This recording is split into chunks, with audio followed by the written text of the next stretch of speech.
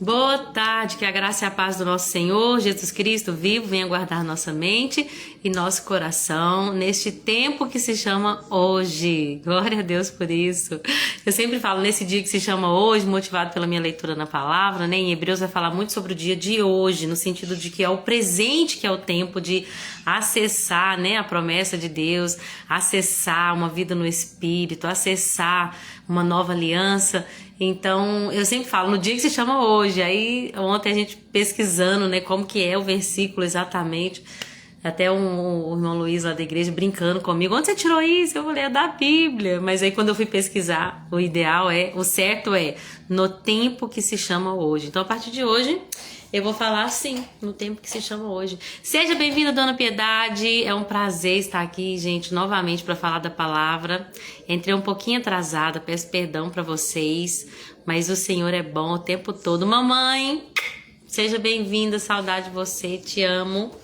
Vamos lá então, gente, vamos meditar nas Escrituras? O que eu tô abrindo lá na frente, hein? Quem dera, nossa, que delícia que vai ser quando a gente estiver no Novo Testamento, né? Gente, nós lemos ontem o livro de 2 Reis, 4 capítulos, do 1 ao 4. Oi, Vanilda, minha sogra querida, Deus te abençoe, seja bem-vinda a essa live. Ontem nós lemos 1 Reis do 1 ao 4 e hoje nós lemos 2 Reis, desculpa, o 5, o 6 e o 7. Então hoje nós vamos meditar em 7 capítulos da Bíblia do livro de 2 Reis. E eu vou falando algumas coisas, a gente tem que passar meio que rápido, porque, né, eu gosto de ser pelo menos ou no máximo 1 hora, para não ficar muito prolongado. E tem muita verdade aqui. Meu Deus, a história de Elias e de Eliseu, elas são histórias assim que tem muita lição pra gente tirar. Então vamos lá. Uma coisa que eu acho interessante, que no livro de 2 Reis, no capítulo 1, nós vamos ver que o filho do rei Acabe está reinando, e aí a terra de Moabe se rebela contra Israel. Aí o filho de Acabe, que é o Acasias, ele cai, tem um acidente, ele cai do terraço do palácio, e aí para saber se ele ia ficar bom, ou se ele iria melhorar ou não, ele envia mensageiros para perguntar para Baal Zebub. Ele fala, vai lá, pergunta para os sacerdotes lá, pergunta lá no templo de Baal Zebub, o deus de Ecrom, se eu vou me recuperar. Deus então manda Elias dar uma resposta para o Acasias. A resposta é, acaso não há Deus em Israel? Por que vocês vão consultar Baal Zebub, o deus de Ecrom? Por isso, assim diz o Senhor, você nunca mais se levantará da cama onde está. Certamente morrerá. Essa mensagem Elias tinha dado não diretamente para o rei Acasias, que estava procurando a morte de Elias ali, como o pai dele, mas ele deu aquela mensagem para os mensageiros que Acasias havia enviado para o templo lá de Baal Zebub. Então, quando os mensageiros voltam e falam para o rei Acasias, olha, Elias mandou uma mensagem. Na verdade, nem fala que é Elias, né? Falou, nós recebemos uma mensagem de um profeta, que é essa. Por que você foi perguntar lá no templo de Baal Zebub, por acaso não há Deus em Israel para te falar o que vai acontecer no futuro? Mas eu te respondo o que vai acontecer no futuro, nunca mais você vai sair dessa cama, falando com ele, né? E aí os mensageiros passaram essa resposta e ele perguntou, mas quem? Como que era esse profeta? E eles responderam, vestia roupas feitas de pelo e usava cinto de couro. Logo ele entendeu, era Elias. Manda lá, ele grita, né? Era Elias, exclamou o rei. E aí ele envia um capitão do exército com 50 soldados para prender Elias. Quando o capitão do exército com esses 50 soldados, né, vão lá para pegá-lo, Elias responde. Eles falam com Elias, Elias, o rei quer que você desça conosco. E aí ele fala, se eu sou homem de Deus, que desça fogo do céu e destrua você e os seus 50 soldados. E aí, se eu não estiver enganada, que é a mesma coisa que João e Tiago, né? Tiago e João, os irmãos, falam com Jesus quando eles estão em Samaria. E aí o samaritano não recebe Jesus e ele fala, por que a gente não ora e pede para cair fogo do céu também? E Jesus fica bravo lá com eles, né? Por quê? Porque Jesus, ele não veio para esmagar a cana quebrada, novamente. Repita esse versículo, né? Mas vamos lá. Um dia a gente vai chegar lá em Jesus. A gente já vai falar de Jesus hoje, mas né, nessa história. E aí, gente, de fato, cai fogo do céu e consome os 50 soldados e aquele capitão. Quando o rei fica sabendo, ele envia outro capitão com outros 50 soldados. Acontece a mesma coisa, gente. Cai fogo do céu e consome mata todos aqueles soldados. E aí, pela terceira vez, o rei Acasias vai enviar um capitão com 50 soldados. Só que esse chega na humildade. Ele chega clamando por misericórdia. Ele fala assim, olha, implorou, ó homem de Deus, poupe a minha vida, por favor. Poupe a vida desses 50 servos. Sabemos que desceu o fogo do céu, destruiu os outros 2 capitães e os grupos de soldados, mas eu peço, por favor, poupa a minha vida. E aí, de fato, Deus vai poupar a vida daqueles soldados, porque o Espírito do Senhor fala, o anjo do Senhor fala para Elias, desça com ele, não tenha medo. Aí, a mesma mensagem que Elias tinha dado através dos mensageiros para chegar no rei, ele fala diretamente com o rei. Porque o profeta não tem medo de falar a mensagem. Seja para a pessoa mais simples, para a pessoa mais humilde, seja para a pessoa mais importante, mesmo se for uma mensagem não muito boa. O profeta, ele não se preocupa com a opinião da pessoa a respeito dele, ainda que isso lhe custe a sua própria vida. A Bíblia diz que Elias chega na presença do rei e ele fala com o rei, por acaso não há Deus em Israel? Por que você foi consultar o Deus Baal? Precisava consultar o Deus Baal? Não precisava. Há Deus em Israel. Eu te falo o que vai acontecer no futuro. O que vai acontecer é que você nunca mais vai sair da cama onde você está e certamente morrerá. Você teria coragem de falar isso com o prefeito? Deus te envia lá, você é um profeta de Deus, Deus te envia lá no prefeito da nossa cidade para te dar uma mensagem dura. E olha que esse prefeito tentou te matar 3 vezes. Mas você vai.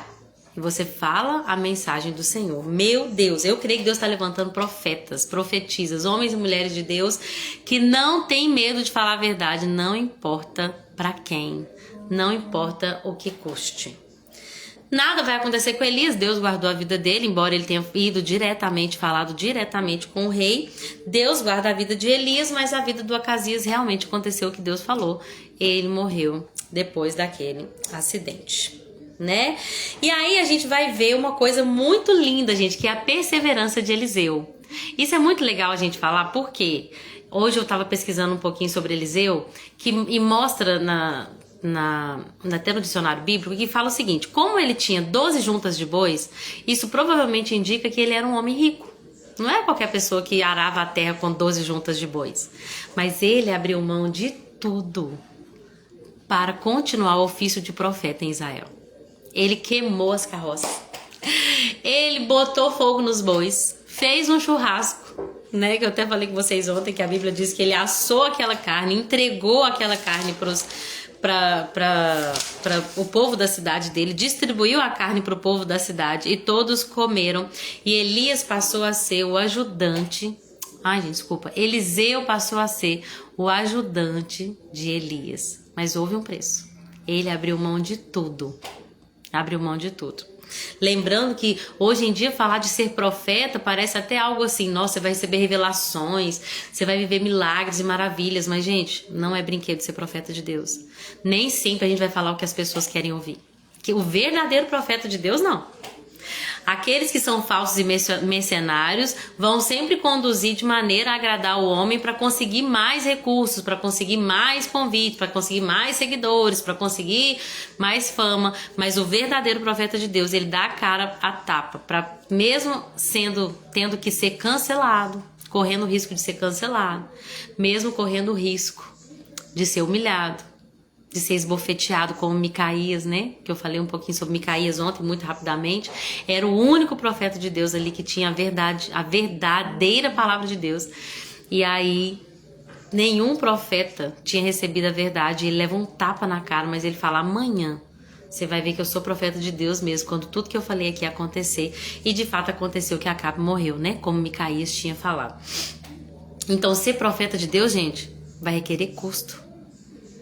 Vai requerer sacrifícios. Vai ser ótimo. Eliseu, gente, vai ser, depois de Jesus, o homem que mais operou milagres na Bíblia. Eliseu operou milagres e maravilhas só abaixo do nosso Senhor. diante de todos os homens, ele foi o que mais operou milagres e maravilhas. Mas ele também abriu mão de muita coisa. O início do ministério dele já foi abrindo mão de tudo. Despediu dos pais dele, abriu mão do trabalho, abriu mão da riqueza, abriu mão da herança paterna para ter um novo pai, que inclusive quando Elias vai morrer, ele fala: pai, meu pai, você era como os carros de guerra de Israel. Eu falei que Elias morreu, Elias não morre, né? Quando Elias foi elevado aos céus. Gente, às vezes eu falo umas coisas erradas aqui, porque assim, quanto mais a gente fala, mais chance a gente tem de errar. Então, não me julguem. Se eu falar alguma coisa errada, aí vocês digitam: Lorena, Elias não morreu. Repete aí, tá? Esses dias minha irmã falou assim: você falou na história do profeta velho que o leão tinha matado o jumento, mas o leão não matou o jumento, o leão só matou o profeta velho. Aí eu fui lá, olhei e falei: não, realmente, eu falei errado, então eu tô aqui pra consertar o que eu falei. O leão só matou o profeta novo, né? Ele não matou o jumento e nem comeu o profeta, que como um animal carnívoro era o que ele iria fazer naturalmente, né? Então tudo aquilo era para mostrar que era o castigo divino por causa da desobediência do profeta. Então quando eu errar, vocês me perdoam, tá? A gente tá realmente suscetível a cometer muitos erros, mas pega o que é bom, retém o que é bom e exclui o que não tiver muito certo e me avisa para eu poder consertar minha vida. Amém? Se vocês verem um feijão no meu dente, vocês falam comigo: Lorena, tem um feijão no seu dente. Se vocês verem um alface, um catarrinho aqui, por favor, né? Que a gente precisa ajudar uns aos outros. Então, gente, vamos voltar aqui. Deus falou muito comigo quando eu estava lendo o capítulo 2 de 2 Reis, por causa da perseverança de Eliseu. Entendam que Elias, ele era um homem que gostava mais assim de andar sozinho. A Bíblia vai mostrar isso. Até no dicionário fala que ele era mais adepto ao ascetismo, que é uma pessoa que não é muito sociável. Ele preferia ficar sozinho. A gente vai ver isso, né? Uma característica dele. Mas o Eliseu, ele já era um profeta que ele tinha uma vida... Ele gostava de uma vida social. Muitas vezes a gente vai ver ele ficando na casa de alguém, como ele ficava na casa daquela mulher rica, da Sunamita, né? Deixa eu achar aqui. Isso mesmo, da Sunamita. Ele tá sempre com outros profetas. Ele era diretor da escola de profetas, continuando o legado que Samuel começou com a escola de profetas. Gente, já pensou uma escola de profetas? Eu ia querer muito participar. Então ele era um homem mais sociável, mas Elias não. Elias gostava de ficar sozinho. Então a Bíblia diz que Elias fala para Eliseu: fique aqui porque Deus me mandou ir para Betel.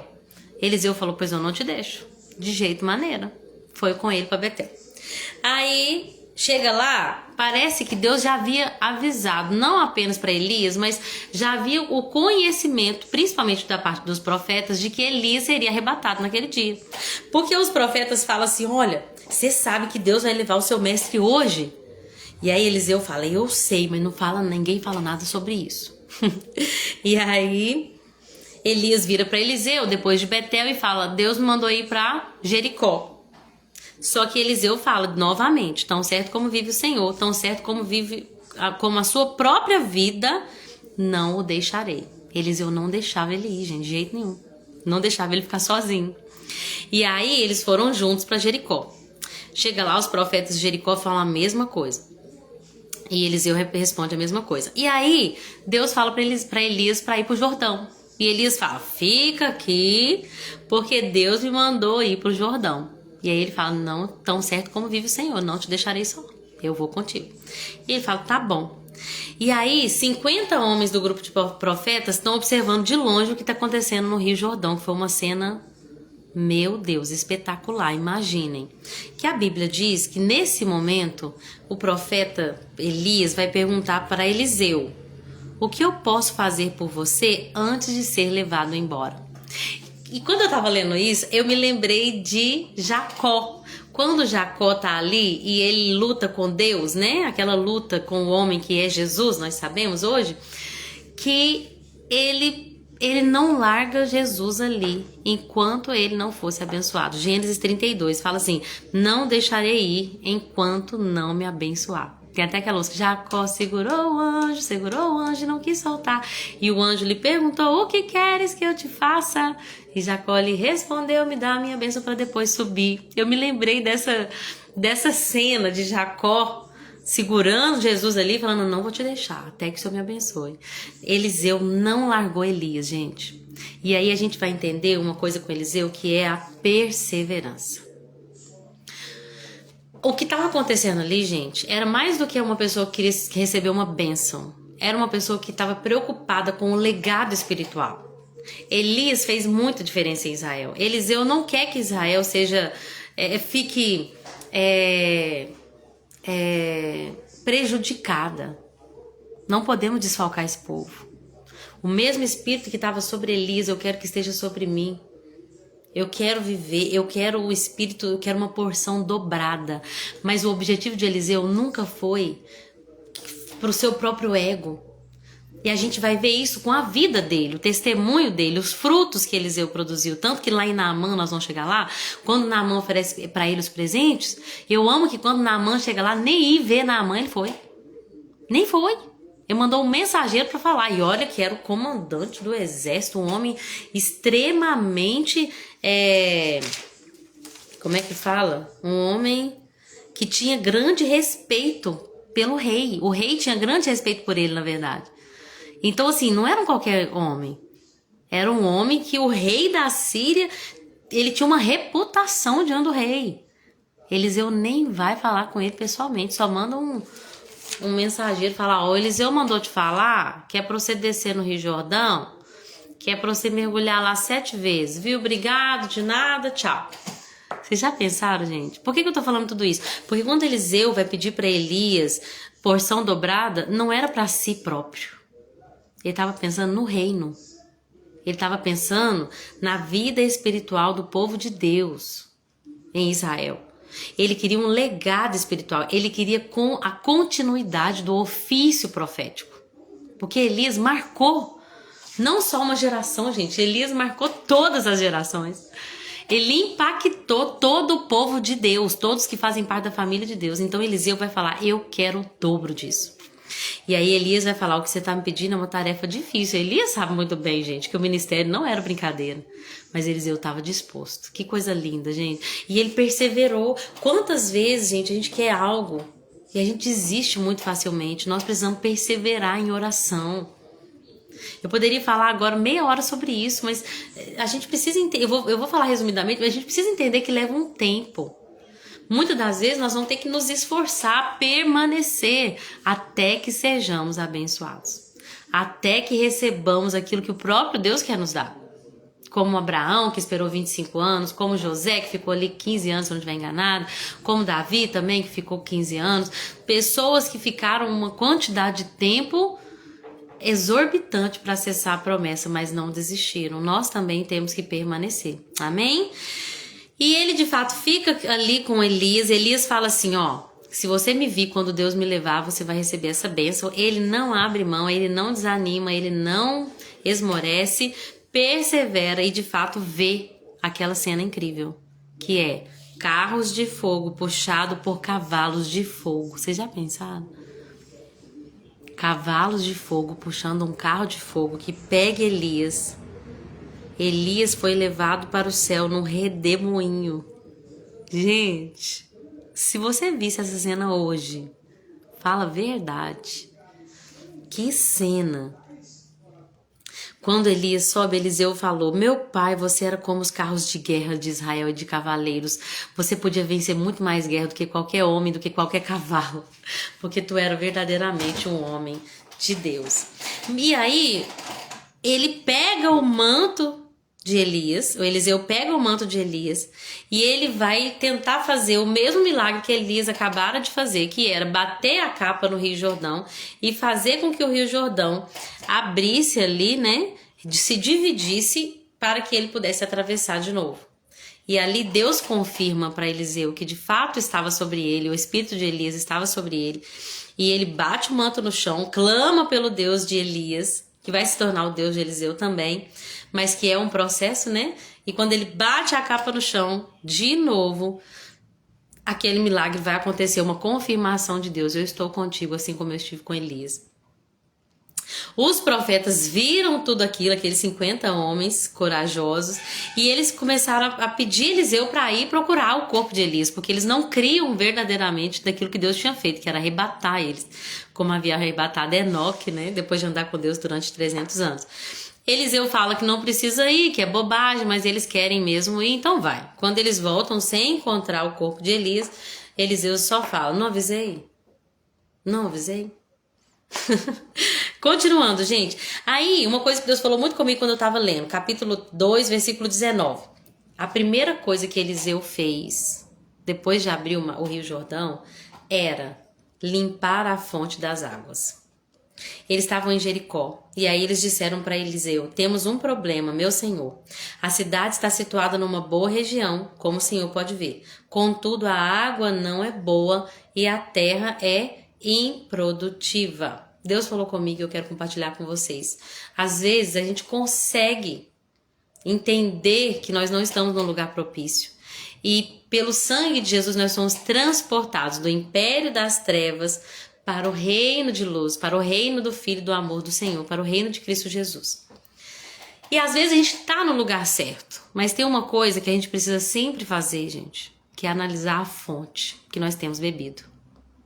Qual água nós temos bebido? Será que nós temos bebido de um evangelho verdadeiro, puro e simples? Será que o que tem entrado na nossa vida? O que nós temos permitido que entre? Como a André falou, o nosso ouvido está aqui, gente, e a nossa mente está muito próximo. O que nós temos ouvido? Do que nós temos nos alimentado? Eu me envergonho de falar com vocês aqui que tem muito tempo, eu lembro que eu era novinha e veio a febre dos 50 tons de cinza, eu não era convertida verdadeiramente ainda, e eu cheguei a ler aquele livro. Um livro, gente, que não me acrescenta em nada. E naquela época eu não tinha lido a Bíblia, eu acho que eu tinha lido a Bíblia uma vez só, toda.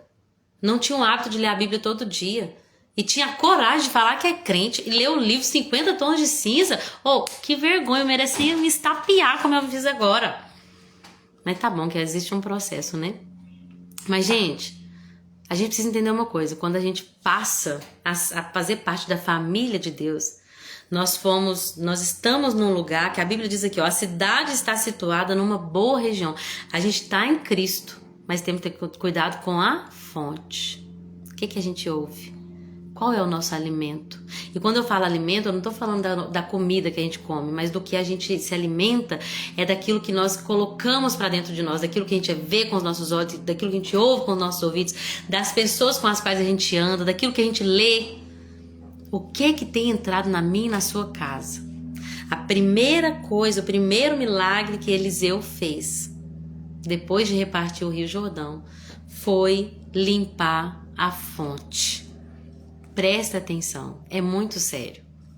Eu já falei muito aqui de como Deus me cobrou pelas coisas que eu assistia na televisão. As coisas que, é tranquilo, porque isso aqui, eu sei o que é certo e o que é errado, dá pra assistir. Nem tudo dá pra assistir, gente. Se a gente quer permanecer fiel até o fim, a gente vai ter que escolher o que a gente vê. A gente vai ter que repensar muito naquilo que entra na nossa casa. Então, ore para que Deus venha limpar a fonte das águas. Por quê? Depois que Eliseu limpou a fonte das águas, gente, com uma tigela cheia de sal, e nós somos o sal da terra, então a nascente que abastecia a cidade, ele foi lá e jogou sal e a água foi purificada. E aí a Bíblia diz assim, que ele falou: purifiquei esta água, ela não causará mais morte, nem tornará a terra improdutiva. Ou seja, tirou a morte e causou fertilidade, por limpar a fonte das águas. Quem é a fonte, gente? A fonte da água da vida é o Senhor Jesus. E quando nós recebemos o Senhor Jesus, Ele coloca em nós o Espírito Santo, que Ele fala assim: todo aquele que crê, do seu interior fluirão rios como de água viva. É o Espírito Santo que é a nossa fonte de satisfação, de alegria, de aprendizado, de prazer. Nós precisamos limpar a fonte. Amém? É isso que Deus colocou no meu coração. E aí tem uma parte que é meio estranha até de falar, que Eliseu, parece que ele era meio careca, né? Que ele encontra ali 42 adolescentes que começam a falar com ele: desce, calvo. Nas versões antigas, acho que é assim que fala: desce, calvo. Na minha aqui, que é a NVT, fala: vai embora, careca. E aí ele ora e amaldiçoa aqueles adolescentes. E a Bíblia diz que sai do bosque duas ursas que despedaçam eles. Esquisito falar sobre isso, né? Mas no mais, o que a gente pode aprender é que nós temos que respeitar quem Deus levantou. Quem Deus ungiu. Não vou focar muito nisso, não. Vamos lá. Aí teve uma guerra entre Israel e Moabe. O rei Acasias, o Jorão agora, na verdade, o Jorão, que era filho de Acabe, ele vai reinar, né? Acasias morreu, só que ele não tinha filho. Então o irmão dele, Jorão, também filho de Acabe, foi sucessor. Tá.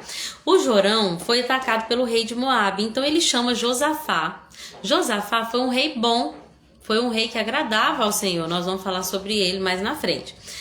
E aí ele chama Josafá e chama também, tem outro exército aqui, o rei de Edom.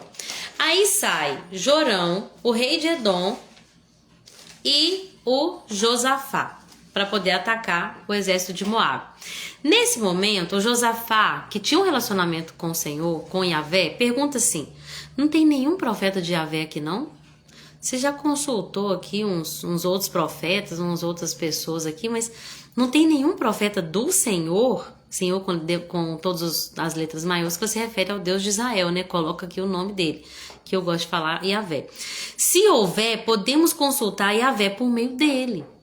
E aí eles falam: olha, tem o Eliseu, que era o ajudante de Elias. Eles chamam o Eliseu. O Eliseu fica bravo, por quê? Porque aquele filho de Acabe seguiu o mesmo passo de Acabe. Todos os reis de Israel, do Reino do Norte, eram idólatras. Alguns piores do que os outros, mas todos eram idólatras. Então Eliseu até responde para o rei assim: por que você deve me procurar? Vai consultar os profetas idólatras do seu pai e da sua mãe? Meu Deus, que temor a Deus é esse, gente? Não teme o homem, teme o Senhor. Nós temos que aprender com isso. O rei de Israel, porém, fala: não, é porque eu quero saber se Deus vai me entregar Moabe nas minhas mãos. E aí Eliseu responde: tão certo como vive o Senhor dos exércitos, a quem sirvo, eu nem lhe daria atenção se não fosse por causa de Josafá, que tá aqui, que eu respeito. Por causa de Josafá só que eu vim aqui. E aí é interessante que a Bíblia diz que Eliseu chama um tangedor. O que é um tangedor? É um músico, um instrumentista.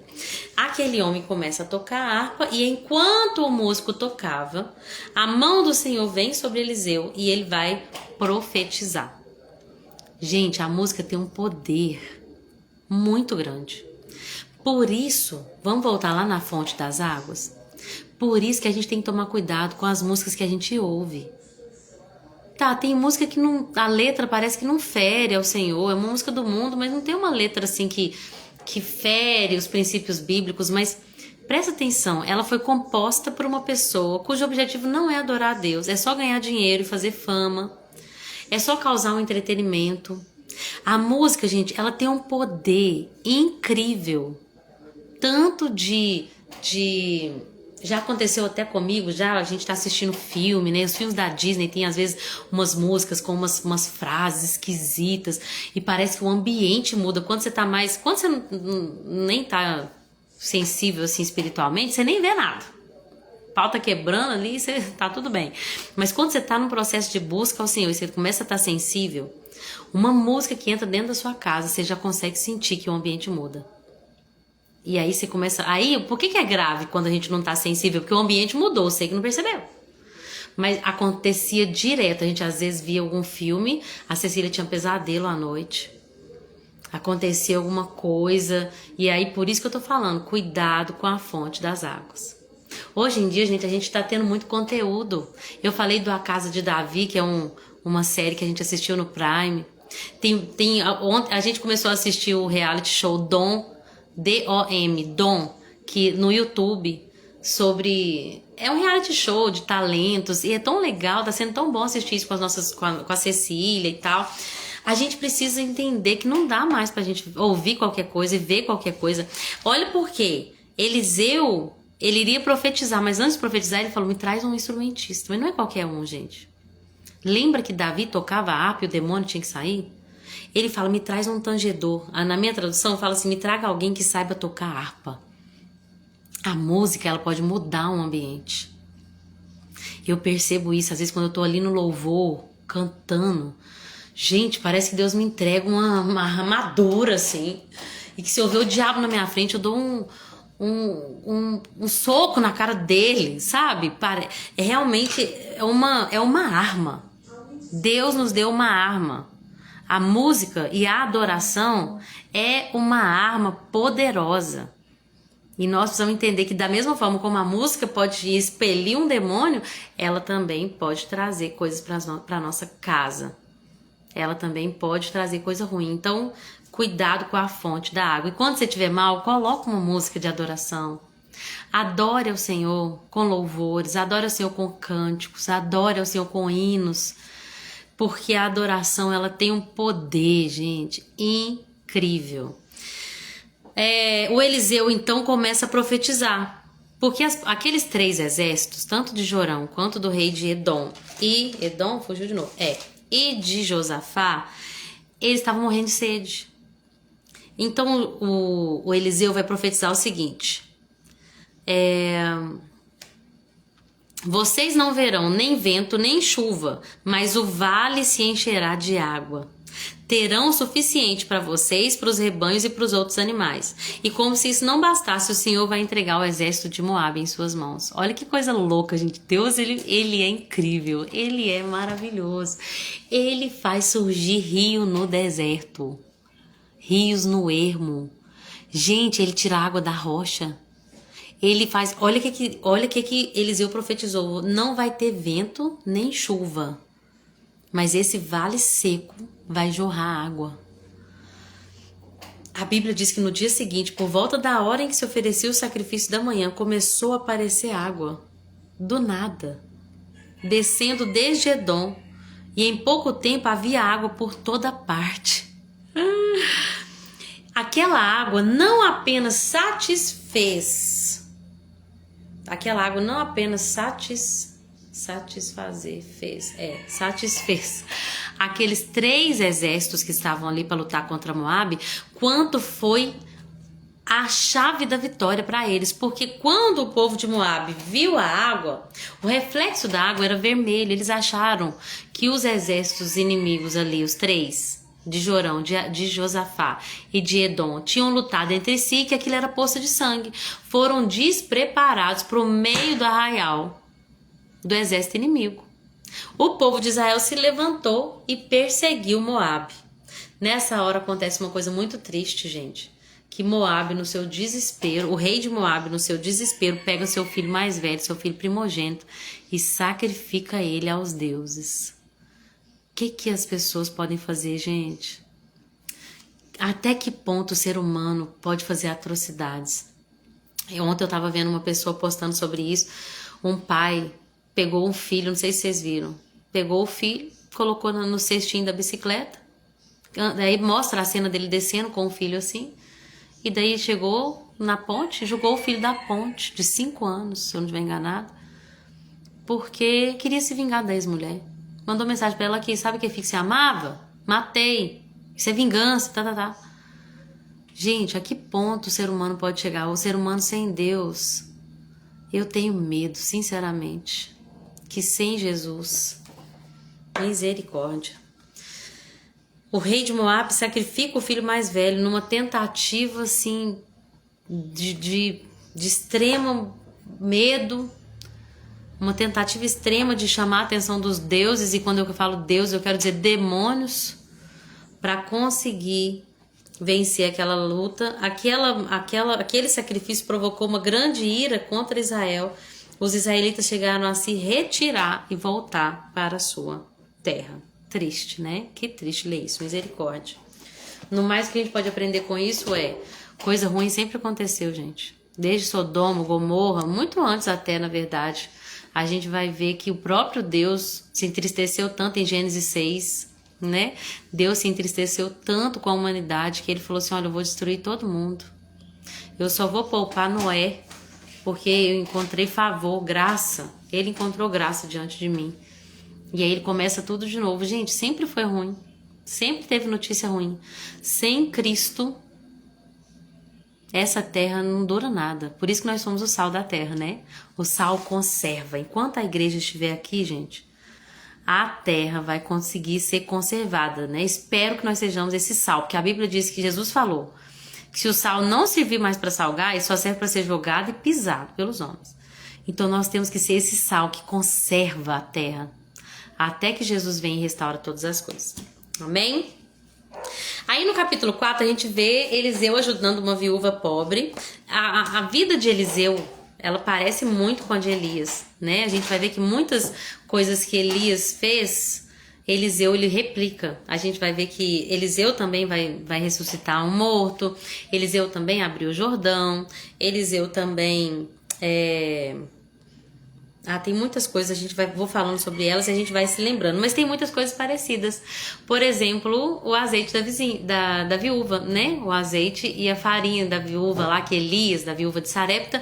Eliseu vai viver uma história de provisão similar, que é quando a viúva chega para ele e fala, olha, eu era casada com um dos profetas, do grupo de profetas, e ele morreu. E agora, os credores estão vindo para levar os meus filhos. E aí Eliseu fala, o que que você tem? E uma coisa que eu estava meditando sobre isso ontem à noite, e que Deus falou comigo, que eu queria comentar com vocês também, é que muitas das vezes Deus vai realizar grandes feitos na nossa vida, não através de algo que vai chegar, mas através do pouco que a gente já tem. Às vezes muitas pessoas falam, eu não vejo a hora de Deus me dar aquele dom, de Deus me dar aquela provisão, de Deus me dar a luz para aquilo que eu vou fazer, que vai cumprir tudo aquilo que Ele quer que seja cumprido. Mas às vezes, gente, já tá tudo aí. Deus já falou tanto isso comigo, gente. Às vezes eu orava a Deus e falava assim, Senhor, eu tô precisando disso. Quando eu ia olhar, ainda tinha. Exemplos pequenos, por exemplo, eu falava, nossa, a Cecília tá precisando de roupa assim. E como eu ganho muita roupa, às vezes quando a roupa era muito grande, eu ganhava e guardava. E aí eu pedia a Deus, Deus me lembrava, depois de um tempo, quando eu abria ali, eu tenho um baú aqui em casa, quando eu abria eu falava, era o que eu precisava. Às vezes a gente tá pedindo a Deus algo que Ele já nos deu.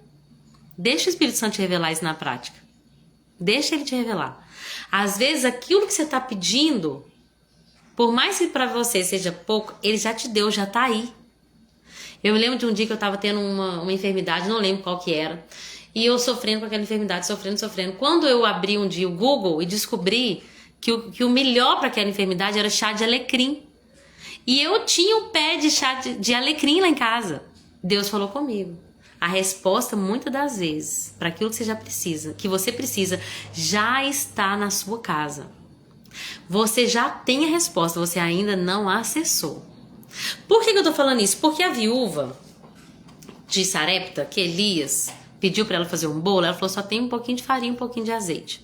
Aquele pouquinho de farinha e um pouquinho de azeite multiplicou a ponto de que ela tivesse comida para comer todo o tempo de chuva, até que a chuva todo o tempo de seca, até que a chuva voltasse. E a mesma coisa acontece com essa viúva aqui, essa viúva pobre. Eliseu pergunta para ela, diga-me, o que você tem em casa? E ela fala, não tenho nada, exceto uma vasilha de azeite. Primeiro ela falou que não tinha nada, mas na verdade ela tinha uma vasilha de azeite. Presta atenção, aquilo que Deus vai fazer na sua vida, Ele vai usar o que Ele já te deu. Ele vai desenvolver o que Ele já te deu. Ontem a irmã Raquel me mandou mensagem falando da nossa live, como está alcançando algumas pessoas que estão passando por isso, por câncer, né? E aí, logo Deus me falou, tá vendo como é bom obedecer? Eu contei pra vocês aqui quantas vezes eu fiz a live, gente, sozinha. E tá tudo bem, que ficou gravado, que Deus possa, se Deus alcançar uma pessoa, valeu a pena, que às vezes Deus quer alcançar uma só pessoa. E glória a Deus por isso, porque ser um instrumento é um privilégio. Mas eu ficava aqui, gente, falava. Entrava e saía, gente. Sabe quando a pessoa só entra pra, deixa eu ver o que tá acontecendo aqui, pim, sai correndo? Quem nunca, né? Então, eu usava o pouco que eu tinha. E ainda, assim, não vou falar que é pouco, né? O Senhor tem multiplicado dia após dia a capacidade, o tempo, as pessoas que vão vendo. Glória a Deus por isso. Mas a única coisa que eu tinha quando eu comecei era um celular doado com uma câmera frontal estragada. Mas eu comecei com o pouco que eu tinha.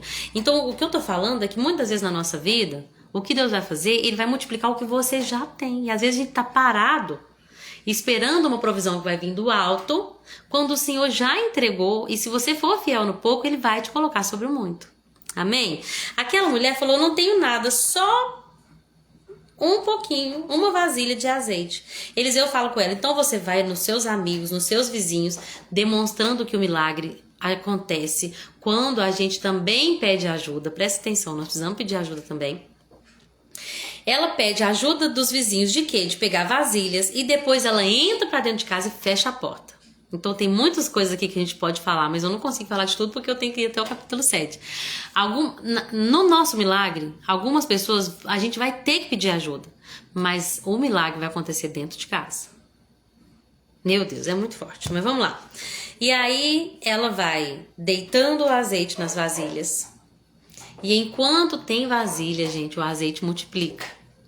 Ou seja, quanto mais relacionamentos ela tinha para pedir vasilhas vazias, mais azeite ela iria multiplicar dentro da própria casa dela. Uau! Quanto mais... Muitas pessoas se fecham para relacionamentos. Vocês já perceberam? Quanto pessoas que assim... eu prefiro viver o evangelho na minha. Tipo Elias, prefiro ficar aqui. Eu e Deus, agora é assim, só eu e Deus e mais ninguém. Você já parou pra pensar que muitas pessoas são assim? Mas Deus está nos mostrando que relacionamentos são necessários.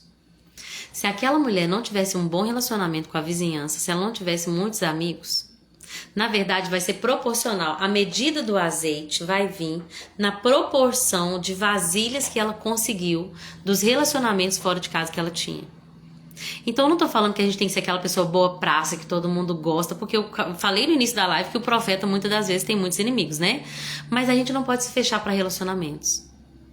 Porque hoje eu ajudo alguém, amanhã eu preciso de ajuda. Eu falei isso com uma pessoa, né, que eu tive a oportunidade de levar uma cesta que estava lá na igreja. Eu falei, olha, hoje a igreja está te ajudando. Amanhã Deus vai te usar para levar recurso para a igreja. A vida é assim. Hoje eu abençoo com uma cesta básica, amanhã eu posso estar precisando de uma, gente. Quem pode saber o que vai acontecer no futuro amanhã? Só Deus sabe. Por isso que a gente tem que ter um coração aberto, gente. O mundo dá voltas. Às vezes você vai ajudar alguém que você pensa que nunca vai te ajudar. E número 1, que a gente não ajuda ninguém esperando algo em troca. Mas a gente pode se surpreender. Que Deus pode usar aquela pessoa que hoje você está plantando uma semente na vida dela, para que um dia ela possa plantar uma semente na sua vida. Amém? E aí, de fato, o azeite multiplica. Quando a última vasilha é enchida e tampada, o azeite corta. Porque Deus não é um Deus de desperdício. Amém? Oi, Ju, nem te vi entrando aqui, menina. Seja bem-vinda, paz do Senhor Jesus. É forte, né? É forte. E aí nós vamos ver o caso da mulher de Sunem, a Sunamita, que era uma mulher rica. Pra você ver, gente, que o profeta, ele tem contato com todo tipo de gente. Gente pobre, gente rica, viúva, casada. Ele tinha uma solidariedade em ajudar qualquer pessoa. Seja Naamã, o cara mais rico, cheio de reputação, cheio de autoridade na Síria. Seja uma pobre viúva, seja uma mulher rica. Deus vai colocar pra gente cuidar e pra gente ter acesso a todo tipo de pessoas. A gente tem que ter um coração que não trata as pessoas pelo que elas podem nos dar, mas ser um coração solidário pra servir, seja lá quem for que Deus colocar na nossa vida pra gente servir. E aquela mulher, ela era rica e ela queria abençoar a vida de Eliseu. Então toda vez que Eliseu passava por Sunem, ele ficava na casa dela, e aí ela construiu um quartinho, que nesse quartinho, né, um quartinho no terraço, ele tinha uma cama, uma mesa, uma cadeira e uma lâmpada. Uma cama, uma mesa, uma cadeira, uma lâmpada. Isso aqui dá pra falar sobre isso durante horas. Pesquise mais sobre isso, viu? Pesquise mais por que tinha espiritualmente no quarto de Elias uma cama, uma mesa, uma cadeira e uma lâmpada. Depois vocês me falam, tá? E aí ele ficava lá, e ele queria ajudar ela. Poxa, ela me ajuda tanto, eu quero ajudar ela. Ele perguntou pra ela, como que eu posso te ajudar? Ela fala, olha, minha família cuida bem de mim. Na minha versão tá assim. Minha família cuida bem de mim, não preciso de nada. eu tô bem. Só que o Geazi, que é o servo de Eliseu, descobre que não era exatamente assim, que ela tinha um sonho, né? Ela tinha um sonho de ser mãe, mas o marido dela já era mais velho, já era idoso. Então ele conta pra Eliseu, só que ela não pede. Sabe quando você já esperou tanto uma coisa que por fim você nem pede mais a Deus? Você vê, não é o que Deus quer não, Deus quer que a gente só vai pro céu e tá tudo bem. Só vou pro céu, tá bom. Cristo me basta. E às vezes Deus vai ressuscitar sonhos. Deus vai falar assim, olha, eu sei que de fato a minha graça te basta, mas eu quero te dar. Eu quero te recompensar pelo que você tem feito com o meu profeta. Quando o profeta fala com ela assim, olha, eu soube que você quer ter um filho, ela logo fala, não, por favor, não me fala isso. Eu já ouvi tanta coisa, eu sou tão frustrada quanto a isso. Hoje em dia, ela iria falar, foram tantos testes negativos. Foram tantos meses frustrados, foram tantos ciclos que não aconteceu. Eu não quero ser frustrada, por favor, não tô te pedindo um filho, não frustra essa mulher não. E ele fala assim, olha, vai acontecer sim, tá? Ano que vem, por essa época, você estará com o filho nos braços. Na minha versão fala assim, por favor, homem de Deus, não me dê falsas esperanças. Mas a mulher ficou grávida. E ela teve o sonho realizado. Só que o menino cresceu. E um dia ele foi ver o pai no campo. E o menino falou, ai, que dor de cabeça. Eu não sei o que é. Se foi um aneurisma. Se foi uma meningite. Aquele menino teve alguma coisa grave. Sentiu uma pontada fatal. E morreu. Eu acho muito interessante porque o servo leva o menino para casa. E a mãe pega ele no colo. E ele morre. Ela leva ele lá pra cima e deita ele naquela cama. Na cama que Eliseu dormia. Se eu falar Elisa alguma hora, vocês me perdoam, tá, gente? Eliseu. E aí, ela manda um recado pro marido. Mande um dos servos e uma jumenta, porque eu vou falar com o homem de Deus. E ele fala, por que hoje? E ela fala assim, não se preocupe, gente. Que mulher centrada. Quem que eu preciso hoje? Quem vai resolver meu problema? É o Senhor. É Yahvé. Então eu vou procurar alguém que represente ele aqui na terra, que no caso era Eliseu. Hoje, o intercessor que nós temos entre Deus e nós é Jesus. Então hoje nós precisamos entender que a única pessoa que nós precisamos, no momento de caos, gente, a primeira pessoa que nós precisamos no momento de crise, de caos, de necessidade, é Jesus. Inclusive, a palavra, o nome Eliseu significa Deus é salvação. Eliseu, ele vai ser um tipo de Cristo aqui. E ele vai fazer 3 milagres, já predizendo milagres que o nosso Senhor, antecipando os milagres de Cristo. Que nós vamos ver que ele multiplica o pão, ele ressuscita um morto e ele cura um leproso. Então Eliseu, nós vamos usar isso aqui para falar de Jesus. Quando o menino daquela mulher morre, quando o filho tão esperado morre, ela não quer saber de mais ninguém. Ela vai atrás de quem pode resolver o problema dela naquele primeiro momento. Não tô falando que a gente tem que viver sozinho, mas a primeira pessoa que a gente tem que buscar, o primeiro recurso é Jesus. É Jesus. Olha, levando por um lado que Eliseu representa Jesus nessa história, presta atenção. O marido dela tá lá. Por que tá acontecendo? Ela não quer falar com o marido dela. Ela fala assim, não se preocupe, fique em paz, que eu vou resolver um problema meu, é com Jesus.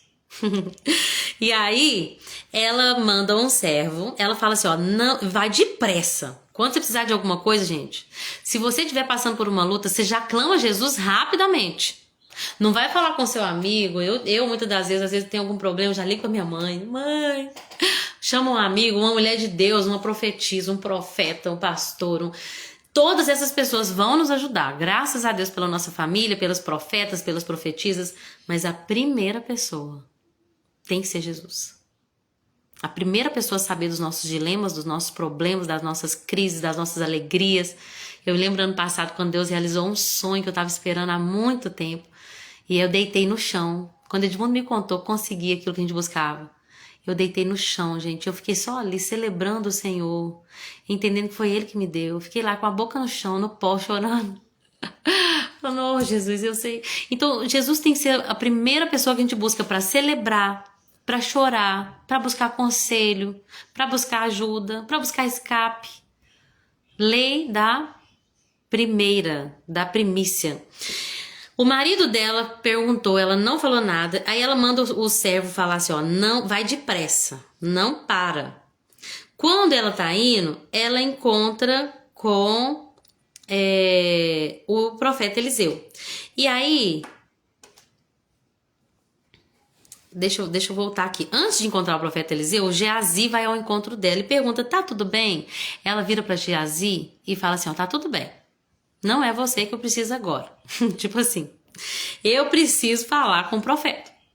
E aí, gente, pensa que ela tava com o coração assim, apertado, porque o filho do sonho dela tinha morrido. Mas ela fala pro marido dela, não se preocupa, e ela fala com Geazi, tá tudo bem. Mas quando ela chega no homem de Deus, ela abraça os pés dele. O Geazi quis afastar, mas o Eliseu fala, deixa ela em paz, porque ela tá angustiada e o Senhor não me revelou o motivo. Eliseu tinha um relacionamento tão íntimo com Deus que ele até assustou, porque ela tá chorando e eu nem sei por quê. Que coisa esquisita, porque Deus não me revelou. Deus me revela tudo, mas isso aqui Deus não me revelou. E aí ela fala, por acaso, ela vai resolver o problema dela com quem precisava. Por acaso eu te pedi um filho? Quando você foi lá, você falou assim, o que você quer? Eu ainda falei com você, não me frustra. Eu ainda falei com o Senhor. Cadê? Onde é que tá? Por acaso eu te pedi um filho? Ainda não disse que não me desse falsas esperanças? Aí, gente, Eliseu pega o cajado, entrega pra Geazi e fala assim, pega o meu cajado, vai lá e coloca no rosto do menino. Não cumprimenta ninguém. Quando chegar, coloca o cajado sobre o rosto do menino. Mas a mãe do menino fala, eu não vou voltar pra minha casa se o senhor não for. Eu não tô chamando Geazi. Eu não quero o servo do profeta. Eu não quero o servo de Jesus. Nesse momento, eu não preciso de nenhum servo de Jesus. Eu preciso de Jesus. Eu preciso de Jesus. E aí ele vai. Quando Geazi chega, coloca o cajado no rosto do menino, gente, nada acontece. Mas quando Eliseu chega, ele deita. Deixa eu achar aqui. O menino estava morto. Eliseu entra sozinho no quarto, fecha a porta e ora ao Senhor. E aí ele deita sobre o corpo do menino e coloca a sua boca sobre a dele e a sua mão sobre as mãos dele. E aí, enquanto se estendia sobre ele, o corpo do menino começou a se aquecer. Eliseu se levantou, andou de um lado para o outro no quarto, porque eu imagino que nesse caso Deus não tinha revelado para ele. E aí ele se estende novamente sobre o menino. Aí dessa segunda vez, o menino de fato espirra 7 vezes e abre os olhos. E aí ele devolve o menino para aquela mulher. Forte, né, gente? No mais, procure Jesus. Dê-me Jesus. Dê-me Jesus. Aí tinha uma grande fome na terra. Quando os grupos de profetas estavam juntos, eles foram fazer uma sopa lá, né? Um ensopado. Um dos profetas vai ao campo e pega uma erva que era venenosa, coloca no ensopado. E aí, quando o ensopado estava sendo servido, alguém gritou, homem de Deus, há veneno no ensopado. E aí Eliseu fala, me dá um pouquinho de farinha. Jogou farinha, tirou o veneno do ensopado. Se comeres coisas mortíferas, não lhe causará dano. Outra coisa que Eliseu fez foi essa multiplicação de pães, bem menor que a do nosso Senhor, mas que já antecipava os milagres de Cristo, como eu li hoje no dicionário. E aí fala que 20 pães de cevada alimentaram 100 pessoas e ainda sobraram. Ainda sobrou. É forte, né? Lembra dos 2 milagres da multiplicação que nosso Senhor fez. E aí a gente entra em Naamã. Gente de Deus. Tenho 5, 6 e 7 ainda. Eu vou tentar ser mais rápido. 3 horas já. Entra Naamã. Naamã, gente, ele tem tanta coisa pra gente aprender com Naamã. Nossa. E depois com Geazi, mas eu vou ter que falar mais rápido. Vamos lá. Uma coisa que me impressiona em Naamã é que ele era um homem com muita reputação. Só que por dentro da farda, ele tinha um problema de pele, que era lepra. A palavra que é usada para lepra, ela pode simbolizar vários tipos de doença de pele. No dicionário fala que provavelmente não era aquela lepra contagiosa. Por quê? Porque tanto Eliseu quanto Geazi, quanto o rei tiveram contato com esse leproso e não tiveram que sair ali do arraial e passar por todo aquele processo de purificação lá de Levítico. Então, ele tinha alguma coisa lá que eu vou chamar de talvez um câncer de pele. O interessante é que ele era um homem de muito respeito e era um comandante, assim, um guerreiro valente. Muitas pessoas, elas vestem uma farda, elas conseguem fazer muita coisa, elas conseguem viver uma vida assim que outras pessoas olham e falam, uau, que vida bem sucedida, mas por dentro da farda tem lepra. E às vezes a gente vai ver que na Bíblia a lepra vai simbolizar o pecado. Aquele homem não fazia parte do povo de Deus, mas dentro da casa dele tinha uma missionária, uma evangelista, que tendo tudo para odiar aquela família, porque aquela serva de Naamã era uma menina escrava que provavelmente tinha perdido sua família, tinha sido arrancada ali para se tornar escrava em outro país. Mas ela talvez pudesse guardar para si aquela informação. Eu espero mesmo que o senhor morra. Mas não, ela vai falar assim, olha como tá nessa tradução. Ela fala para a senhora dela, como seria bom se o meu senhor fosse ver o profeta em Samaria. Ela desejava a cura de seu senhor. E eu até me lembro lá em... eu preguei sobre isso há um tempo e agora esqueci onde que é. Que vai falar como que os servos deveriam... é 1 Pedro. Lá em 1 Pedro vai falar como que os servos devem tratar os seus senhores. Como que os empregados devem tratar os seus patrões. Como se eles estivessem trabalhando para o próprio Cristo. Uau! Essa menina é um exemplo disso, porque ela queria o bem do patrão dela. Ela queria o bem do dono dela. E nós também temos que seguir esse exemplo. Não importa quem Deus coloca no nosso caminho, se merece ou se não merece, se é crente ou se não é crente, nós temos que pregar as boas novas. Quem dera se ele conhecesse o meu Senhor Jesus. Porque se ele conhecesse Jesus, lembra que a gente está tratando aqui Eliseu como Jesus? Se ele conhecesse Jesus, ele seria curado. Quantas pessoas precisam ouvir isso, gente? Olha, você está sofrendo disso, dessa lepra que é o pecado, mas se você conhecer o meu Senhor, ele te limparia dessa lepra. Voltando para o texto, Naamã de fato... Nossa, a gente está batendo sol aqui. Naamã de fato... Escuta o que ela fala. Ele pede ao rei a permissão para ir para Israel e ele vai para Israel. O rei escreve uma carta muito arrogante até pro rei de Israel, tipo assim, tu cura meu servo. Você que cure meu servo, não pra você ver. Mas o rei de Israel fica atônito, né? Ele rasga suas vestes, ele fica ali sem saber o que fazer, preocupado, desesperado, porque ele fala, quem sou eu para curar alguém? Quando Eliseu descobre isso, ele manda um recado, fala assim, olha, fala pro rei que ele não precisa ficar tão aflito não, por acaso ele não sabe que tem profeta em Israel? Esses homens de Deus, gente, eu vou falar um negócio pra vocês. Fala com ele que ele vai descobrir, ele vai saber que há um profeta verdadeiro em Israel. E aí talvez você fale assim, oi irmã Rose, seja bem-vinda minha querida, paz do Senhor Jesus. Chegou um pouquinho atrasado, mas ainda tem uns 2 capítulos pra gente falar aqui. Vai dar certo, em nome de Jesus. Depois você pega o inicinho, se o Senhor Jesus se o Espírito Santo te incomodar, você assiste o inicinho, porque é muito forte, né? Falar de Elias e Eliseu. Gente, e aí, Naamã vai atrás de Eliseu. E é o que eu falei pra vocês, por mais que pareça arrogante essa resposta, como se Eliseu tivesse preocupado em falar de si mesmo, tem profeta em Israel, na verdade ele quer jogar a glória toda pra Deus. Olha, tem alguém aqui que é amigo de Deus sim, que Deus pode curar sim. Por que eu sei que ele não queria a glória para ele? Justamente por aquilo que eu comentei, que um dos homens importantes da Síria vão para o país dele. Imagina que alguém sai lá dos Estados Unidos e vem na minha casa, mandado pelo Trump. O Trump me mandou aqui, porque falou que você é mulher de Deus e que você vai me curar. E eu sou muito amigo do Trump. E aí eu falo assim com a minha filha, ô filho, vai lá fora e passa seu recado para ele fazendo favor. Imagina que ele fez uma viagem longa, foi enviado para um homem importante, só que o meu coração não pode querer chegou a minha hora de ser exaltada na terra, agora eu vou lá, porque meu nome vai ser, vou tirar umas fotos para postar no Instagram, vou fazer minha publicação alcançar o mundo e vou fazer meu pezinho de meia. Só que não é isso que Eliseu fez. A Bíblia diz que Eliseu nem lá fora foi. Mandou um mensageiro falar com aquele homem. Dar o seguinte recado. Você vai ser curado sim? Beleza? É só você ir lá no Jordão. Mergulha 7 vezes lá. Beijo, obrigada. Volte sempre. Falando com as minhas palavras. Versão Lorena atualizada. Aquele homem ficou indignado. A Bíblia diz que ele ficou furioso. E olha que engraçado. Ele diz assim, olha, imaginei que ele iria sair para me receber. Eu esperava que ele ia colocar a mão na minha lepra, provavelmente em um lugar específico onde tinha aquele câncer de pele ali, aquela doença de pele.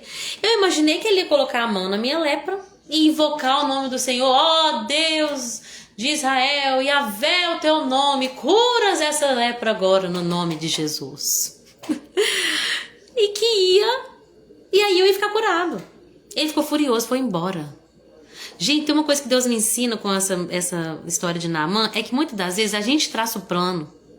A gente pensa assim, Deus, vai ser muito bom se o Senhor fizer assim, ó. Eu vou começar assim, e aí o Senhor vai me abençoar assim, e aí vai dar tudo certo aqui, e aí quando isso acontecer, aí eu vou fazer isso, e meu sonho vai ser realizado. Né? Deus, já sei o que eu vou fazer. Eu vou entrar aqui numa aplicação e aí eu vou trabalhar em 2 serviços e vou fazer isso e vou juntar o meu dinheiro para comprar minha casa própria. Vai ser tudo do meu jeito. E às vezes, gente, não vai ser do nosso jeito. Vai até acontecer, mas não vai ser do nosso jeito. Se a gente quer andar com Cristo, se a gente quer andar pelo Espírito, uma coisa a gente tem que entender, não vai ser do jeito que a gente espera. Muita coisa vai até acontecer, mas vai ser de jeitos inusitados, inesperados. Quem quer andar em espírito vai ter que ter um coração muito ensinável.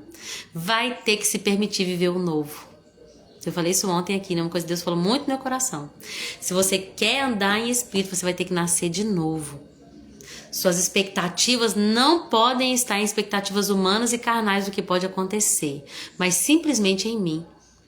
E aí, Naamã ficou tão frustrado, eu achei que Deus ia fazer assim, ó, que eu ia lá, que Deus ia levantar um profeta, que o profeta ia orar assim em nome de Jesus, chamava um tangedor de novo, né, e orar e eu ia ficar curado.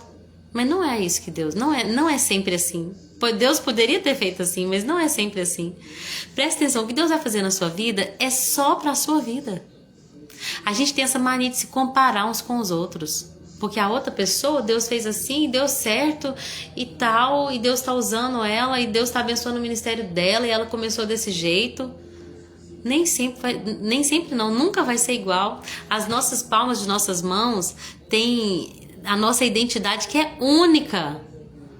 Como é que chama isso aqui, gente? Nossas digitais são únicas. Deus não fez ninguém igual. O plano que Ele tem na minha vida é diferente do plano que Ele tem para a sua vida. Não se comparem. Não vão colocar Deus numa caixinha e achar que Deus vai fazer do nosso jeito, que Ele não vai fazer. E muitas das vezes, gente, humilhação vai fazer parte do processo. É tão difícil ser humilhado, né? Às vezes eu falo com Deus, Deus, não é fácil. Não tá sendo fácil. Mas faz parte. A humilhação faz parte do processo. E aí, olha o que acontece. A Bíblia diz que os servos de Naamã falam assim, meu senhor, o que ele pediu nem foi tão difícil. Mas Naamã falou assim, não, mas na minha cidade tem tantos rios muito mais limpos, ele quer que eu mergulhe nesse rio nojento. Mas por que você não mergulhou lá? Mergulha lá para ver se vai resolver. O seu jeito pode ser até mais fácil, mas o jeito de Deus resolve. O seu jeito é mais fácil. Não tem humilhação, tá tudo certo, tudo do seu jeito, ótimo. Mas não resolve nada. O jeito de Deus vai requerer algumas coisas de nós, mas vai resolver o nosso problema. Se o nosso problema é o pecado, o único jeito de resolver é por meio de Cristo Jesus. É por meio do sangue dele. E o Jordão tem tanto ensinamento, né? O Rio Jordão foi exatamente o rio que Elias abriu, depois Eliseu abriu também, Josué lá atrás também abriu. O nosso Senhor Jesus foi batizado por João Batista no Rio Jordão. Então aquele rio era o rio que ele precisava para ser curado. Ele poderia ter ido lá para Damasco, mas não ia acontecer nada. Ele ia sair da água, ele ia estar limpo exteriormente falando, mas por dentro a pele dele ia continuar com toda a ferida. E aí vamos resumir aqui, né, gente? Os servos dele falam com ele, mas ele não pediu uma coisa difícil. Se ele tivesse pedido uma coisa difícil, você não teria feito? Vai lá e mergulha, não custa nada, pelo amor de Deus. Custa nada fazer o que Deus te pediu. Custa um pouquinho de humilhação, mas vai. Você não precisa. Dá sua cara a tapa lá. E aí, de fato, ele vai. E depois de 7 mergulhos, a pele dele parece que é uma pele de uma criança. E é tão lindo que a Bíblia diz que ele volta, né? E ele quer dar todos os presentes para Eliseu. E Eliseu nessa hora aparece para conversar com ele e fala assim, olha, eu não quero os teus presentes. Quando Eliseu vai até conversar com Geazi depois, ele fala assim, olha, não era essa uma ocasião de receber dinheiros e roupas. Deus pode nos abençoar, gente? Pode. Deus pode usar pessoas para abençoar a gente. E se não fosse a bênção de outras pessoas, não sei o que seria de mim. Desde que tenho vivido de servir ao Senhor. Se não fosse... Gente, eu vou falar uma coisa para vocês. No último ano, Deus mudou meu guarda-roupa inteiro. E eu não trabalhei para ninguém, a não ser para Jesus. Deus mudou meu guarda-roupa. Deus usou pessoas que eu quero honrar. A Vanilda, uma bênção, sempre me abençoando com roupa. Minha mãe, meu Deus do céu, pessoas de diferentes lugares também se levantando para me abençoar. Mas deixa eu te falar uma coisa, bênção, glória a Deus, Deus abençoa. Mas deixa eu te falar uma coisa, nem todo presente a gente deve aceitar, tá? Eu ouvi isso de uma vez da Luma Elpidio. E me abriu muito a minha mente, eu quero compartilhar com vocês. Nem tudo aquilo que é bom, até esses dias eu vi isso também no Dom. A Gabi Sampaio falou isso, falando das palavras em inglês. Nem tudo que é good vem de God, falando assim, né, bem aportuguesado. Nem tudo que é bom vem de Deus. Tem presentes que a gente vai ter que recusar. Então, isso é importante falar, porque Deus está levantando uma geração madura. Tem coisas que Deus vai nos dar e vai usar outras pessoas e a gente vai receber com o coração aberto. E tem coisas que são coisas até boas e lícitas, mas que Deus vai mandar a gente recusar. E que o Espírito Santo te ajude a colocar isso em prática na hora certa. Tá? Tem propostas e tem portas que não são de Deus para nós, por mais que pareçam que sejam boas. Eliseu falou com Geazi que aquela hora de Naamã não era hora de aceitar presente. Ele não aceita os presentes, mas o Geazi, movido por ganância, vai atrás de Naamã e fala assim, ele mente. Eliseu mudou de ideia. Ele lembrou que vai precisar daquelas roupas de festa que se ofereceu. Você pode dar? E 35 quilos de prata também. Só que Naamã tinha levado 70. Então Naamã falou, não pode levar tudo. Tá doido? Resolveu o meu problema? Vou te dar tudo, não quero levar nada de volta para a Síria. Mas a Bíblia diz que depois disso, que Deus revela tudo para Eliseu. Eu falei para vocês que Eliseu estava achando até esquisito que Deus não tinha revelado nada para ele daquela mulher lá, da mulher rica lá. Por quê? A Bíblia diz que o espírito de Eliseu estava lá junto com Geazi quando Naamã desceu da carruagem dele. E aí Eliseu falou com Geazi, não era hora de receitar presentes. Você mentiu por ganância, agora a lepra que estava nele vai passar para você e para sua descendência. Meu Deus. É grave ou não é, gente? Eu fiquei perguntando pro Senhor, por que, Senhor? Por quê? Me explica. Sabe, às vezes, quando a gente faz algo pensando no que a pessoa vai nos dar, se o objetivo nosso é ajudar alguém, pensando no retorno, nosso coração já não tá muito puro. Muito puro? Não tá nada puro, né? Nós já estamos nos movendo por pecado. E lepra é pecado, né? Olha que coisa. Aquilo que era de ruim para o homem, que Eliseu tinha, né, por meio do Espírito Santo, dado a vitória para aquele homem, passou para Geazi, que recebeu uma recompensa que não lhe cabia para aquele momento. Muito grave, né? Se você tiver alguma revelação sobre isso, você posta aqui para mim, para me abençoar. Que eu vou parar aqui. E aí, uma coisa que eu acho muito interessante do capítulo 6, gente, é que... hoje é até o 6, né? Eu tava na cabeça que era até o 7. Ou é até o 7? Hoje é até o 7. Eu não li o 7. Amanhã eu falo sobre o 7, gente. Eu esqueci que ontem era até 4. Eu li só 2 hoje, então. Me perdoem. Mas vamos falar, então, sobre o 6. Porque hoje nós falamos sobre 6 capítulos, então amanhã eu vou falar sobre 4. Vai me ajudar. Ficar 2 dias sem vir é difícil. Ainda mais nessa leitura. Uma coisa que eu acho lindo do capítulo 6 é que Eliseu se preocupa com coisas muito grandes, como a cura de um grande oficial, né, de um exército da Síria, mas ele também se preocupa com coisas pequenas. Quando os profetas vão ali procurar um tronco para poder aumentar, né, a escola de profetas que estava crescendo ali, glória a Deus por isso, o machado de um dos profetas cai na água e ele fala assim, meu senhor, ele era emprestado. Ele fica chateado porque era um machado emprestado. E aí Eliseu fala, não, Onde que caiu? Eliseu joga um galho e Deus fez o ferro do machado flutuar. Isso é tão louco porque, gente, na minha cabeça, tá, que eu vou falar isso. Deus mudou as moléculas do machado, do ferro, porque o ferro é mais denso do que a água, né? Por isso que afunda ou boia, a densidade das moléculas. Deus mudou a composição das moléculas do machado e fez ele flutuar, gente. Por que eu tô falando? Por mais que pareça uma coisa pequena, mas na verdade foi muito grande o que Deus fez ali. Fala a verdade. Que Deus mudou ou Deus, sei lá, aumentou a densidade da água. Eu não sei o que Deus fez. Eu só sei de uma coisa, era impossível. Mas uma coisa que eu quero levar para princípio prático é que às vezes a gente só vai procurar ajuda quando é coisa grande. Como se Deus só se importasse com nossos maiores dilemas. Mas Deus quer fazer parte de tudo. Deus quer fazer parte dos nossos pequenos dilemas e dos nossos grandes dilemas. Deus quer fazer parte daquelas coisas que são pequenas e que às vezes a gente nem pensa que precisa orar sobre elas, mas que precisa sim. Pequenas coisas, Ele quer fazer parte de tudo. Do menor ao maior problema.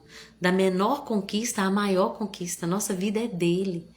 E Ele cuida de nós, né? É muito lindo isso. Outra parte que eu acho linda é esse capítulo 6 também, que vai falar sobre como que Deus revela tudo para Eliseu, gente. Deus revelava tudo para aquele homem. Que as coisas que o exército lá da Síria, que o rei da Síria falava escondido, só nos aposentos dele, Deus revelava para Eliseu. Falava, eles vão atacar naquele lugar. O povo de Israel. Eliseu ia lá e avisava. O rei da Síria estava tão bravo que ele achou que tinha um informante no meio do exército dele. Você tá doido? Tem um informante. Quem é o informante? E aí alguém fala com ele assim, olha, eu tenho que falar sobre isso, gente, mas olha as horas. Comecei mais cedo hoje, misericórdia.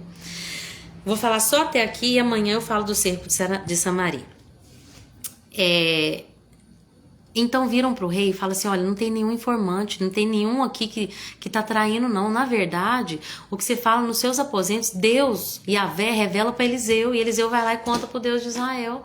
A culpa não é nossa, a culpa é desse Deus que é perfeito e que é grande, que é maravilhoso, que é onisciente, onipotente, onipresente, ele sabe de tudo. A culpa não é nossa não, a culpa é do Deus verdadeiro, que é o Deus de Israel. Aí... falando com as minhas palavras, né? Deus, ele é maravilhoso. Aí, o rei lá da Síria tenta pegar e prender o Eliseu para ver se não frustra os planos dele mais, né? Quando o servo de Eliseu, a Bíblia diz que o moço de Eliseu, né? Aqui tá falando o servo, mas em outras passagens fala moço. Quando o servo de Deus se levanta bem cedo, quando ele sai, ele olha e ele vê soldados. Ele vê cavalo, carro de guerra por toda parte, um exército cercando a casa deles. Ele faz, e agora?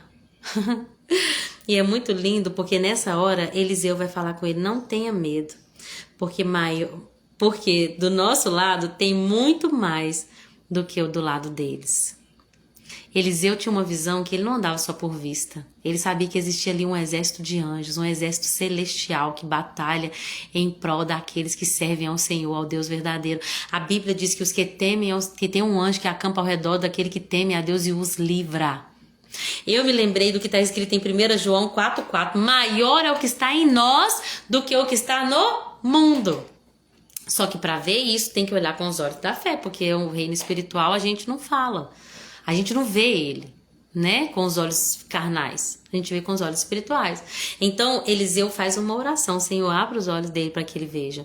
E quando ele abre os olhos, ele viu as colinas ao redor de Eliseu cheios de cavalos e carruagens de fogo. Se você tá vendo o seu problema e ele parece insuperável, e ele parece que é o fim, peça ao Senhor para abrir os seus olhos. Senhor, abre os meus olhos para ver o que eu não consigo ver. Porque maior é o que está em mim, maior é o que está na minha casa do que aquele que está no mundo, amém? E é muito lindo isso, porque olha como é que as coisas espirituais, elas são, assim, incríveis. Ao mesmo tempo que Deus abriu os olhos do servo de Eliseu, Eliseu ora para que o exército fique cego. Então, todo aquele exército da Síria ficou cego. Eliseu, então, vem cá, vou mostrar para vocês o homem que vocês estão procurando. Dirigiu todo o exército por meio de Samaria, ou seja, por meio do lugar que eles estariam ali totalmente vulneráveis, né? Que eles estavam lutando contra aquele país, né? Bem no centro da cidade ali. E aí, o rei pergunta pra Eliseu, posso matá-los? Devo matá-los? O que eu faço? Eliseu fala, tá doido? Você vai matar esse povo? Esse povo você não conquistou numa batalha. Você vai dar comida pra eles, bebida pra eles, vai mandar eles de volta. E o rei faz exatamente o que Eliseu mandou. Fez um banquete pro povo inimigo. Mandou de volta para casa, para o senhor deles. E depois disso, os invasores sírios não invadiram mais a terra de Israel. Falei mais ou menos 6 capítulos em 1 hora e 15 minutos. Meu Deus! Mas, gente, é muito forte, não dá pra falar menos sobre isso. Vocês me perdoam, viu? Eu agradeço a todos que ficaram até o final. Quero louvar a Deus pela vida de cada um, da irmã Rose, da Vanilda, da minha mãe, da Chiquinha e da Dona Piedade. Vocês são bênção na minha vida. Obrigada por ter ficado até o final. Que nesse dia, minha oração é que Deus abra os nossos olhos pra gente ver aquilo que é espiritual e entender que maior é o que está em nós do que o que está no mundo. Amém?